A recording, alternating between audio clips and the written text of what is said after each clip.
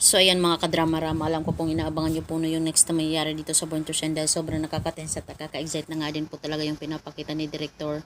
Ngayong marami nga po talagang plot twist na nangyayari sa drama na to, yung Born to Shine na inaabangan po talaga natin tuwing hapon.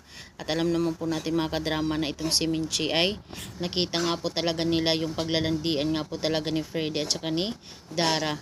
Talagang gamit pa yung mga paa nila sa ilalim ng mesa, no? At hindi talaga maikakaila talaga ni Minchi yung ginagawa po talaga ni Dara. Dati kasi palagi siyang sinasabihan ni Dara na isa daw siyang kabit, tapos ngayon malalaman niya ito din talaga si Dara ay isa na ring kabit at nagnakaw pa talaga ng kanta ni Jenny at ibinigay pa talaga kay Megan. Di ba kung titingnan natin kung gaano sila talaga ka desperada para talaga hindi sila bumagsak. Dahil nakikita nila ngayon yung pag-shine talaga ni Jenny. Kaya ginagawa po talaga ni Dara ang lahat para mapabagsak itong si Jenny. At lalong-lalo na ngayon na magkasintahan talaga sila ni Freddy.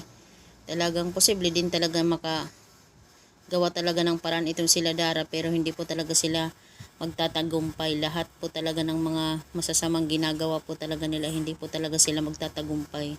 Dahil gagawin po talaga lahat ni Minchi, yung nanay ni Jenny. Yung lahat para talaga sa kanyang anak, dahil ayaw nga po talaga niyang matulad itong si Jenny sa kanya na noon na tinanggal sa Rosabella at hindi na nakaahon pa. Kaya ngayon, ito na yung panahon para talagang suportahan ni Minchi lahat-lahat ng ginagawa ng kanyang anak. Kaya itong si Dara ay babagsak po talaga ito si Dara at si Megan balang araw. May pagkakataon din sila, may panahon din talaga para sa kanilang dalawa dahil sa mga ginagawa nilang kamalian. Kaya mga kadrama, alam ko palagi yung inaabangan yung drama na to dahil nga po sa mga nangyayari ngayon sa Born to Shine na may mga kakaibang mga episode na talagang kaabang-abang.